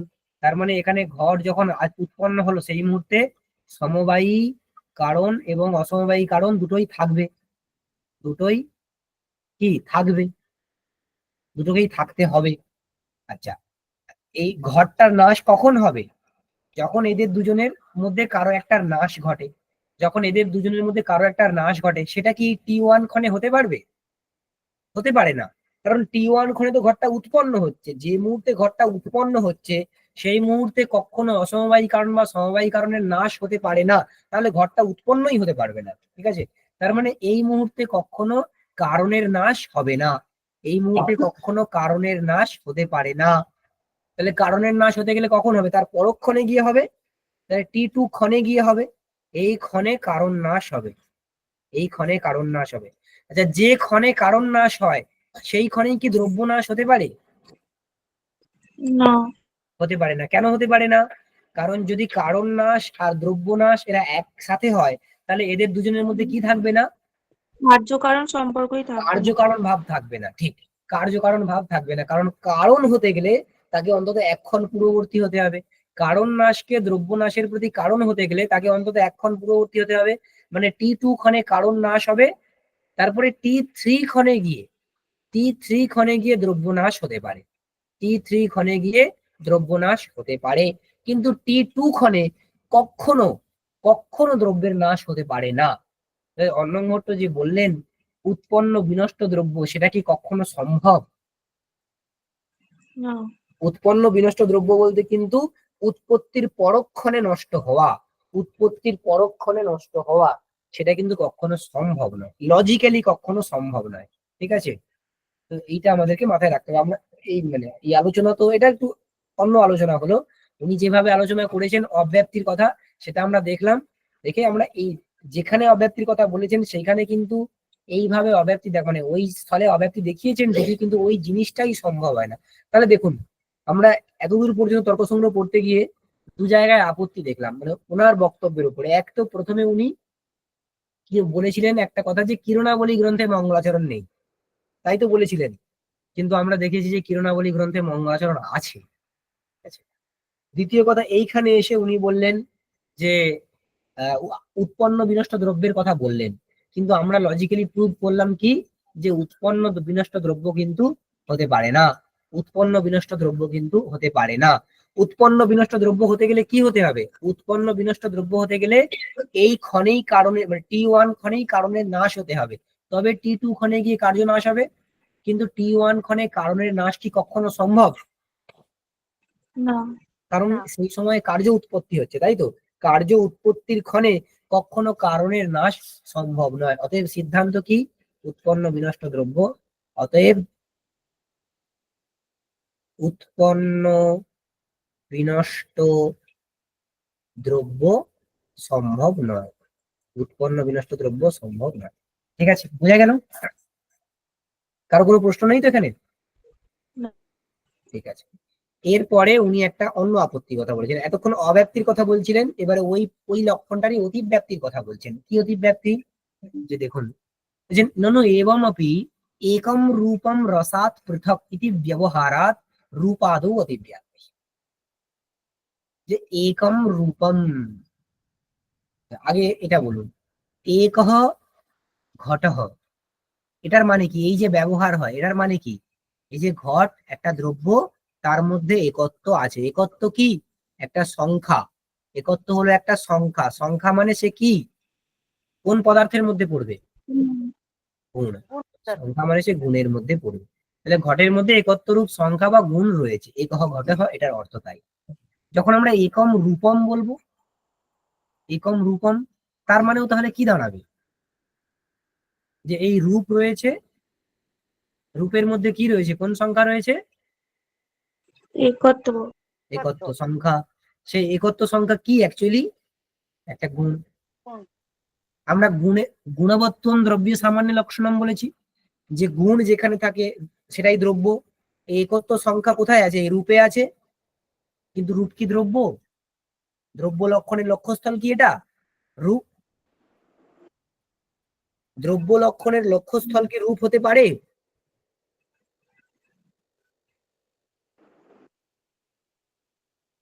কি ব্যাপার? স্যার দ্রব্যের আরেকবার বলুন। দ্রব্যের যে লক্ষণ, সেই লক্ষণের লক্ষ্যস্থল কি রূপ হতে পারে? না, রূপ তো গুণ। রূপ তো গুণ, তাই রূপ এখানে অলক্ষ্য, রূপ এখানে অলক্ষ্য। কিন্তু সেই অলক্ষ্যে লক্ষণটা চলে গেল। কেন চলে গেল? কারণ তার মধ্যে গুণ আছে, রূপের মধ্যে গুণ রয়েছে। কোন গুণ? একত্ব সংখ্যা। তাই অলক্ষ্যে লক্ষণটা চলে গেল। অলক্ষ্যে লক্ষণটা চলে গেলে কি দোষ হয়? অতিব্যাপ্তি। ব্যাপ্তি দোষ হয়। তাই অতিব্যাপ্তি দোষ হলো। আরো দু রকম ভাবে অতিব্যাপ্তিটা দেখিয়েছেন। একটা একম রূপম, তার বলছেন রসাৎ পৃথক। রসাৎ পৃথক, রসাৎ পৃথক, রস থেকে পৃথক। পৃথক মানে তার মধ্যে কি রয়েছে? পৃথকত্ব রয়েছে। রস, রস মানে ওই যে রূপ, রূপকে রস থেকে পৃথক বলা হচ্ছে, তার মানে রূপের মধ্যে কি রয়েছে? পৃথকত্ব রয়েছে। পৃথকত্ব কি ধরনের পদার্থ? গুণ। গুণ। সেই গুণ কোথায় রয়েছে? রূপের মধ্যে রয়েছে। কিন্তু রূপ কি গুণবত্তম, এই যে লক্ষণটা, তার লক্ষ্যস্থল? না। তাহলে অলক্ষ্য, অলক্ষ্যে লক্ষণটা চলে যাচ্ছে। কোন দোষ হলো? অতিব্যাপ্তি। সেই কথাটাই এখানে বলা হয়েছে। ননু এবং অপি, ননু বলে প্রশ্ন শুরু করা হচ্ছে। এবং অপি মানে এরকম ভাবে বলা হলেও, একম রূপম রসাৎ পৃথক, একটি রূপ রস থেকে আলাদা, এই যে ব্যবহার, একম রূপম রসাৎ পৃথক ইতি ব্যবহারাৎ, এই ব্যবহার বশত রূপাদৌ অতিব্যাপ্তি। কস্য অতিব্যাপ্তি? কার অতিব্যাপ্তি? রূপাদিতে অতিব্যাপ্তি হচ্ছে। কার অতিব্যাপ্তি হচ্ছে? কার প্রকরণ চলছে? এই যে দ্রব্যের সামান্য লক্ষণের, গুণবত্তম এই যে লক্ষণটা, এটার এটার অতিব্যাপ্তি হয়ে গেল। ঠিক আছে, এটার অতিব্যাপ্তি হয়ে গেল। কোথায় অতিব্যাপ্তি হলো? রূপ, রস, এইসব জায়গাতে অতিব্যাপ্তি হয়ে গেল। তাহলে এর নিবারণ কি করে করবেন? ইতি চেত, এই যদি বলা হয়, পূর্বপক্ষী এই যদি বলেন, তাহলে উত্তরপক্ষী বলছেন না, না এরকম অতিব্যাপ্তি হয় না। কেন? যে একার্থ সমবায়াদেব তাদৃশ ব্যবহারোপপত্তৌ গুণে গুণান অঙ্গীকারাৎ, বলছে গুণে গুণ স্বীকার করা হয় না। এখানে আমরা দেখালাম কি, যে রূপে একত্ব রয়েছে, একত্ব একটা গুণ, সে রূপের মধ্যে রয়েছে, তাই তো? রূপে পৃথকত্ব রয়েছে, পৃথকত্ব একটা গুণ, সে রূপের মধ্যে রয়েছে। এরকম ভাবে আমরা দেখালাম, বলছি এরকম হয় না, কখনো হয় না। রূপের মধ্যে, রূপের মধ্যে একত্ব সমবায় সম্বন্ধে কখনো থাকতে পারে না। রূপের মধ্যে পৃথকত্ব সমবায় সম্বন্ধে কখনো থাকতে পারে না। গুণ দ্রব্যে কোন সম্বন্ধে থাকে? গুণবত্তম যে কথাটা আমরা বলেছি, গুণবত্তম দ্রব্যে সামান্য লক্ষণ, ওটা অ্যাকচুয়ালি অর্থটা কি? যে সমবায় সম্বন্ধে গুণবত্তম, মানে সমবায় সম্বন্ধে গুণ থাকা, এটাই তো লক্ষণটার অর্থ। কিন্তু রূপ এখানেতে একত্ব প্রভৃতি যে গুণ, সেটা সমবায় সম্বন্ধে থাকতে পারে না। যে বললেই হলো সমবায় সম্বন্ধে থাকতে পারে না, তাহলে একহ ঘটহ যেভাবে ব্যবহার হয়, একম রূপম এরকম ব্যবহার হয় কেন? একত্ব যদি রূপে সমবায় সম্বন্ধে নাই থাকবে, তাহলে একম রূপম এই ব্যবহার হয় কি করে? যে ওই ব্যবহার হয় একার্থ সমবায় বশত। একার্থ সমবায় বশত, একার্থ সমবায়। একার্থ সমবায় মানে কি? একার্থ মানে একস্মিন অর্থে, একস্মিন অর্থে সমবায়। এক অর্থ মানে বিষয়, অর্থ মানে বিষয়, একটি বিষয়ে সমবায় সম্বন্ধে থাকে। মানে কি? যে দেখুন, একম রূপম বলছি তো আমরা, একম রূপম, এই একত্ব সংখ্যা আর এই রূপ, এরা কখনো আলাদা করে থাকে না। এদের আলাদা করে কোনো এক্সিস্টেন্স নেই। এরা সবসময় কোনো না কোনো দ্রব্যকে আশ্রয় করেই থাকে। ধরুন একটা ঘট, সেই ঘটের মধ্যে একত্ব আছে। ঘটের মধ্যে একত্ব কোন সম্বন্ধে থাকে? একত্ব যেহেতু গুণ, সে ঘটের মধ্যে কোন সম্বন্ধে থাকে? সমবায় সম্বন্ধে।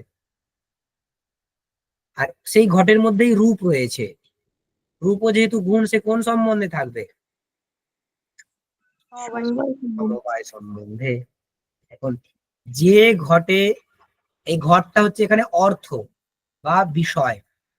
দেখুন একত্ব সংখ্যাটাও যে অর্থে রয়েছে সমবায় সম্বন্ধে, রূপ গুণটাও সেই অর্থেই সমবায় সম্বন্ধে রয়েছে। তাই এদের মধ্যে পরস্পর, একত্ব আর রূপের মধ্যে পরস্পর যে সম্বন্ধটা হবে, সেটা হবে একার্থ সমবায়। এই যে রূপ, তাতে যে একত্ব রয়েছে, এদের মধ্যে যে সম্বন্ধটা হবে, সেই সম্বন্ধটা সমবায় হবে না। কি সম্বন্ধ হবে? একার্থ সমবায়।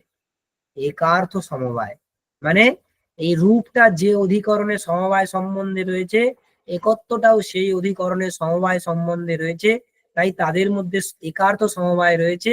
এই একার্থ সমবায় সম্বন্ধ বশতই একম রূপম এরকম প্রয়োগ হয়। তাহলে একম রূপম এক্ষেত্রে যে প্রয়োগ, এটা কিন্তু একার্থ সমবায় বশত, একার্থ সমবায় বশত।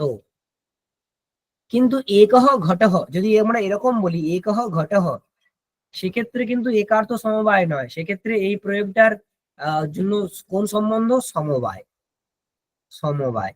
কিন্তু একম রূপম সেই ব্যবহারের যে কি বলবো প্রযোজক, সে হচ্ছে একার্থ সমবায়।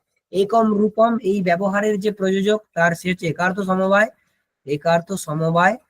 আর একহ ঘটহ এই ব্যবহারের যে প্রয়োজক, সে কিন্তু সমবায়। ঠিক আছে, তো যে এইভাবে যদি আমরা বলি, তাহলে কিন্তু আর অতিব্যাপ্তিটা হয় না। কেন? কারণ রূপে একত্ব আছে ঠিকই, রূপে একত্ব রূপ গুণ আছে ঠিকই, কিন্তু সে সমবায় সম্বন্ধে তো থাকে না। আমরা যখন গুণবত্তম দ্রব্য সামান্য লক্ষণ বলছি, তার মানে সমবায় সম্বন্ধে গুণ থাকা, সমবায় সম্বন্ধে গুণ যেখানে থাকবে তাকেই আমরা দ্রব্য বলবো। কিন্তু রূপে সমবায় সম্বন্ধে একত্ব বা পৃথক্ত থাকে না। রূপে কোন সম্বন্ধে একত্ব বা পৃথক্ত থাকবে? গ্রন্থকার কি সিদ্ধান্ত করলেন, কোন সম্বন্ধে থাকবে? একার্থ সমবায়। একার্থ সমবায়। একার্থ সমবায় বলতে একই অধিকরণে রূপ এবং একত্ব সমবায় সম্বন্ধে থাকা। তাই জন্য রূপ এবং একত্বের মধ্যে যদি ডিরেক্ট সম্বন্ধ আমরা করি, সেই সম্বন্ধটার নাম হবে একার্থ সমবায়। এখানে বলছেন একার্থ সমবায়াদেব তাদৃশ ব্যবহারোপপত্ত, মানে ওই রূপ যে ব্যবহার, কি রূপ ব্যবহার? একম রূপম রসাৎ পৃথক, এই রূপ যে ব্যবহার, এটার উপপত্তি কিভাবে হবে?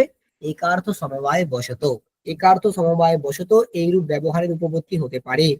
গুণে গুণান অঙ্গীকারাত, মানে গুণে গুণ স্বীকার করা হয় না। অ্যাকচুয়ালি এর অর্থ হচ্ছে গুণে সমবায় সম্বন্ধে গুণের অস্তিত্ব স্বীকার করা হয় না, এটা লিখে নিন। গুণে সমবায় সম্বন্ধে গুণ স্বীকার করা হয় না, গুণে সমবায় সম্বন্ধে গুণের অস্তিত্ব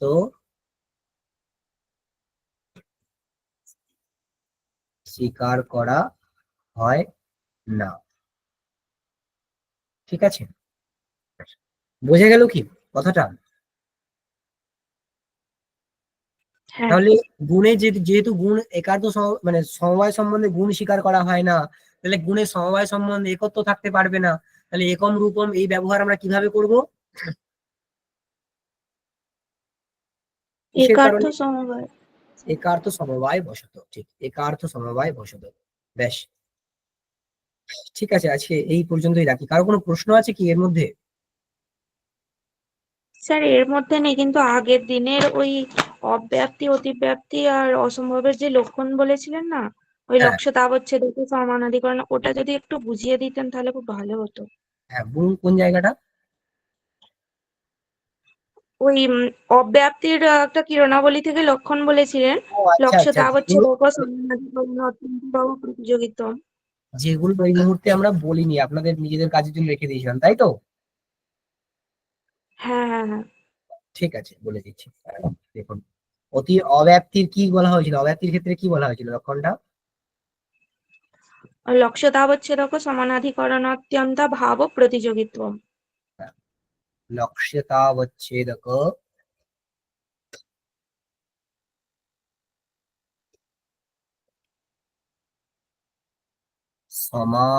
সমানাধিকরণ অত্যন্তা ভাব প্রতিযোগিত্ব, তাই তো? এটা কিসের? অব্যাপ্তি, অব্যাপ্তি। এবার একটা উদাহরণ বের করুন অব্যাপ্তির, তাহলেই এটা বুঝে যায়। অব্যাপ্তির একটা উদাহরণ বলুন, এমন একটা লক্ষণ বলুন যাতে অব্যাপ্তি দোষ আছে। কপিলত্বম। হ্যাঁ, কপিলত্বম গোহ লক্ষণম, তাই তো?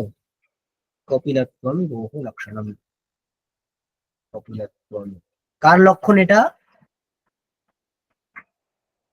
এটা কার লক্ষণ? এটা লক্ষণ, কার লক্ষণ? গরু, তাই তো? গরুর তো এখানে লক্ষ্যতা পাচ্ছে কে? গত গত্য। উত্তর। গোত্ব হলো লক্ষ্যতা অবচ্ছেদক। গোত্ব সমান লক্ষ্যতার অবচ্ছেদক। বলছেন লক্ষ্যতা অবচ্ছেদক এই কপিলত্তম কেমন হবে? মানে লক্ষণটা অব্যক্ত আমরা কখন বলবো? যখন সে লক্ষ্যতাবচ্ছেদক ও সমানাধিকরণ যে অত্যন্ত ভাব তার প্রতিযোগী হয়ে যায়। মানে এই কপিলত্ব লক্ষ্যতাবচ্ছেদক ও সমানাধিকরণ অত্যন্ত ভাবের প্রতিযোগী হচ্ছে কিনা সেটা আমাকে দেখতে হবে। লক্ষ্যতাবচ্ছেদক গোত্র। আচ্ছা, যে গরুটা কৃষ্ণ, কৃষ্ণ গরু, তাতে গোত্র আছে কিনা? আছে। তাতে গোত্র আছে। আচ্ছা, এখানে কপিলত্বের অভাব আছে কিনা? কৃষ্ণ গরুতে কপিলত্বের অভাব আছে কিনা? আছে। কপিলত্বাভাব।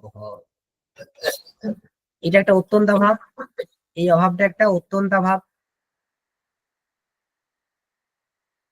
এই অত্যন্ত ভাবটা কেমন? গোত্র সমানাধিকরণ।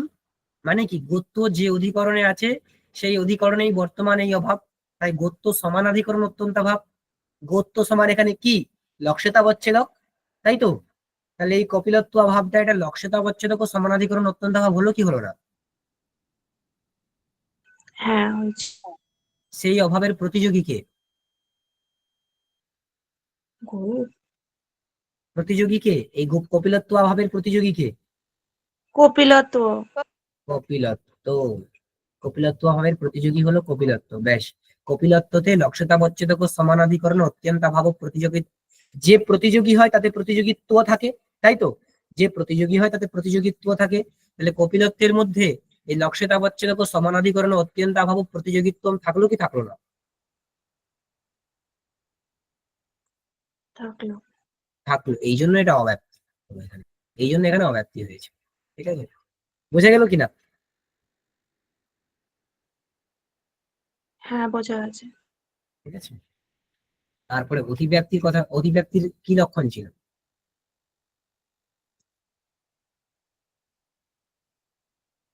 অতিব্যাপ্তি লক্ষ্যটা জায়গাটা কি? হচ্ছে দেখো সমানাধিকরণ। আচ্ছা, আগেরটা বোঝা গেল তো? লক্ষ্যটা হচ্ছে দেখো। কারো আগেরটাতে কারো কোনো হ্যাঁ কেউ বোঝা বুঝতে গেছে। কেউ আছেন? ঠিক আছে, অতিব্যাপ্তিতে আসুন। অতিব্যাপ্তির কথা কি বলা হয়েছিল?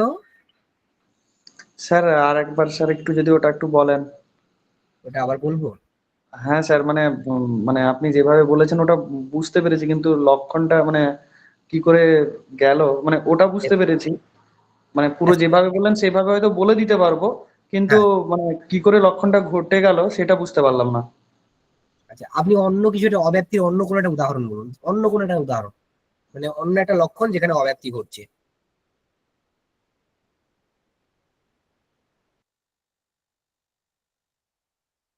আহ, এই মানে এই ধরো এই মানে এই এই কপিল মানে এই রং টং নিয়ে কিছু একটা বলবো না অন্য কিছু?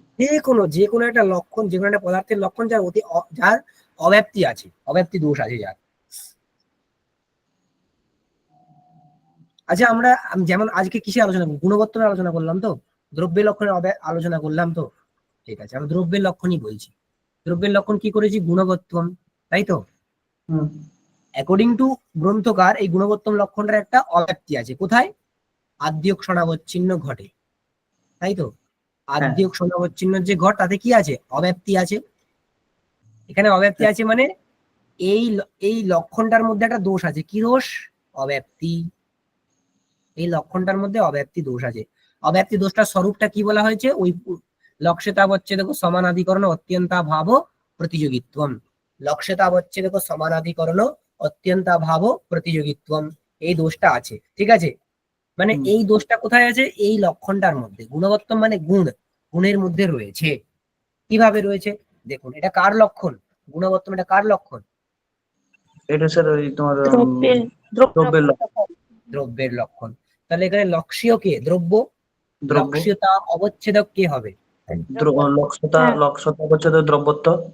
হ্যাঁ, দ্রব্য। এই দ্রব্যত্ব, এই দ্রব্যত্ব যেমন T2 ক্ষণের ঘটে রয়েছে, যেমন T5 ক্ষণের ঘটে রয়েছে, তেমনি এই দ্রব্যত্ব T1 ক্ষণের ঘটেও থাকে কি থাকে না? হ্যাঁ থাকে। থাকে। তাহলে আমরা আমরা এখানে T1 ক্ষণের ঘটকে ধরলাম। T1 ক্ষণের যে ঘট, মানে আদ্যক সনাবচ্ছিন্ন ঘট, তাতে দ্রব্যত্ব আছে কি নেই? তাতে তো দ্রব্যত্ব আছে। আছে। এই ঘটেতে গুণের অভাব আছে কি নেই? এতে গুণের অভাব, গুণের অভাব আছে। গুণের অভাবও আছে। তাহলে এই গুণাভাবটা কেমন গুণাভাব হলো? দ্রব্যত্ব সমানাধিকরণ গুণাভাব হলো কিনা? আচ্ছা আচ্ছা আচ্ছা। বুঝলে কিনা? দ্রব্যত্ব সমানাধিকরণ গুণাভাব। আর দ্রব্যত্বটা হ্যাঁ, কেমন? এখানে লক্ষ্যতাবচ্ছেদক, এটা সমান লক্ষ্যতাবচ্ছেদক। তাহলে এই গুণাভাবটা লক্ষ্যতাবচ্ছেদক ও সমানাধিকরণ গুণাভাব হলো কি হলো না? হ্যাঁ হলো। লক্ষ্যতাবচ্ছেদক ও সমানাধিকরণ গুণাভাব, এই গুণাভাবের প্রতিযোগী কে? এই গুণাভাবের প্রতিযোগী নিজে গুণ। গুণ। যে প্রতিযোগী হয় তার মধ্যে কি থাকে? যে প্রতিযোগী হয়, যে প্রতিযোগী হয় তার মধ্যে প্রতিযোগিত্ব থাকে, তাই তো? প্রতিযোগিত্ব থাকে, হ্যাঁ। প্রতিযোগিত্ব থাকে। দেখুন এই প্রতিযোগিতা তাহলে কেমন হলো? লক্ষ্যতাবচ্ছেদক ও দ্রব্যত্ব সমানাধিকরণ যে গুণাভাব, সেই গুণাভাবের প্রতিযোগিত্ব, বা লক্ষ্যতাবচ্ছেদক ও সমানাধিকরণ অত্যন্তাভাব প্রতিযোগিত্ব। এই প্রতিযোগিত্ব কোথায় রয়েছে? গুণে রয়েছে। এই প্রতিযোগিত্ব সমানই তো অব্যাপ্তি। এই অব্যাপ্তি সমান কি? লক্ষ্যতাবচ্ছেদক ও সমানাধিকরণ অত্যন্তাভাব প্রতিযোগিত্ব। সেটা সমান অব্যাপ্তি। এটা কোথায় রয়েছে? গুণবত্তম। গুণবত্তম মানে কি? গুণ। গুণবত্তম মানে তো গুণ, তার মধ্যে রয়ে গেল। তাই গুণ, এই যে লক্ষণটা, দ্রব্যের যে লক্ষণ গুণ বা গুণবত্তম, তাতে অব্যাপ্তি থাকলো কি থাকলো না? এইভাবে থেকে গেল। এই তো কথা। আচ্ছা, এই টেকনিকটা হয়তো আপনাদের জানা ছিল না। এরপরে বাকি যে দুটো আছে, এটাকে আপনারা পরের দিন না নিজের চেষ্টা করুন একবার, ঠিক আছে? এটা যেভাবে বলা হলো তাতে করে আপনারা অবশ্যই মানে উদাহরণ দেখলে অবশ্যই করতে পারবেন। আচ্ছা, অধিব্যাপ্তির কথা তো, অসম্ভবের কথা কি বলা হয়েছিল? অসম্ভবের ওই লক্ষণটা কি বলা হয়েছিল নয়, মানে যে ন্যায় পরিভাষায় যে লক্ষণ বলা হয়?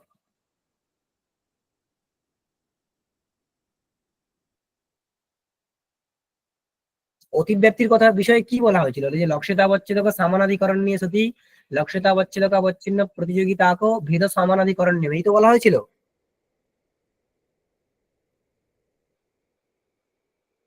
একজন রেসপন্স করুন।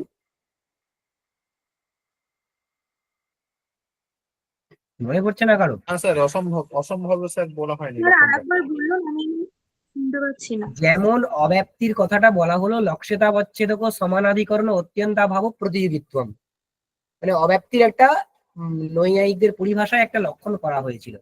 সেরকমই অতিব্যাপ্তির একটা কথা বলা হয়েছিল, যে লক্ষ্যতাবচ্ছেদক সামানাধিকরণ নিয়ে সতী হ্যাঁ লক্ষ্যতাবচ্ছেদক অবচ্ছিন্ন প্রতিযোগিতাকে ভেদ সামানাধিকরণ নেবে, এই কথা। তেমনই অসম্ভবের একটা এরকম পরিভাষা রয়েছে, সেটা কি বলা হয়েছিল? সেই হ্যাঁ স্যার পরিভাষাটা বলা স্যার বলা হয়েছিল। হয়। সেটা কি ছিল? লক্ষ্যতাবচ্ছেদক ব্যাপকীভূত অভাব প্রতিযোগিত্ব। আচ্ছা, বলা হয়েছে তার মানে লক্ষ্যতাবচ্ছেদক ব্যাপকীভূত অভাব প্রতিযোগিত। দেখুন অব্যাপ্তিটা আমি বলে দিলাম এখানেতে।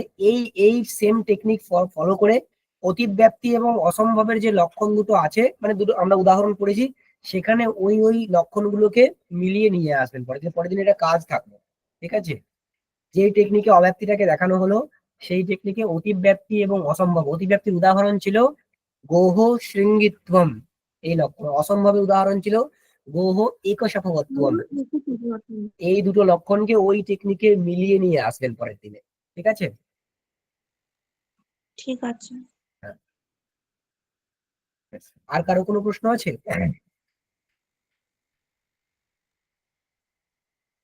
ঠিক আছে, তাহলে আমরা এখানেই রাখি।